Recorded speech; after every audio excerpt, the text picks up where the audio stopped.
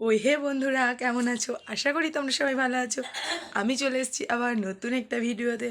তো আজ কোথায় যাচ্ছি? আজ কোথায় যাচ্ছি সেটা গিয়েই না হয় বলি। তো সাথে থাকো। হ্যালো বন্ধুরা, এই যে আমরা সবাই মিলে এক হয়ে গেছি। আমাদের এই যেটা কলেজ টিম যাচ্ছি। আমরা আসলে যাচ্ছি পৌষ মেলা। ওই যে আমাদের হিরো। পৌষ মেলা অর্থাৎ শান্তিনিকেতন, বোলপুরের যে শান্তিনিকেতন সেই মেলা, যেটা 7ই পৌষ থেকে শুরু হয়। কম বেশি আমরা সবাই জানি এর কথা। এখানে প্রচুর কিছু পাওয়া যায়, এসে দেখলে যে কী মজা হয়। তারপর মেলায় এসে কেমন লাগছিল সেই ব্যাপারটা এদের থেকে আমি জিজ্ঞাসা করছিলাম, তো কিরণ একটা উত্তর দিল। আর এই যে আমরা সবাই মিলে এখানে কিছুটা জিনিস কেনাকাটি করছিল, এবং এই যে আমাদের নেহা পোজ দিচ্ছে। মেলা মানে তো একটু এনজয়, তাই না? তারপরে এই যে আমরা এসেছিলাম কিছু কানের চুড়ির দোকানে। আর আমরা মেয়ে, মানে কানের চুড়ি নেব না সেটা তো হতে পারে না।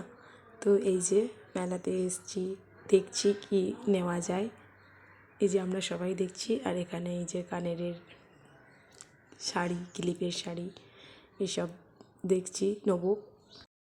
এই যে এখানে সব নেওয়া চলছে। আরও কী কী সব যে নিয়েছি আমরা, সেই সব তোমাদের আর দেখানো হয়ে ওঠেনি, আর শেষেও বোধহয় আমি আর দেখাতে পারবো না। তারপর আমরা চলে এসেছিলাম আইসক্রিম খেতে।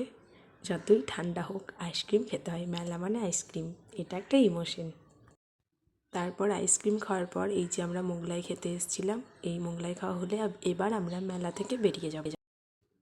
মেলা থেকে বেরোনোর সময় শরীরের কন্ডিশন কেমন লাগছে জানতে চাওয়াই, দিয়া দেখো আমার কাঁধে শুয়ে পড়ে প্রায়, পারলে মানে ওর অবস্থা এমন। তারপর যখন বাদশাকে জিজ্ঞাসা করা হয়, ও আমাকে এমন কোনো একটা কথা বলে যার জন্য আমি একটু মারই দিয়ে দিই। তোমরা এখন যদি বোলপুর একবার ঘুরে যাও তাহলে বুঝতে পারবে এখানে কি পরিমাণের এবং কতটা পরিমাণের গাছ আছে।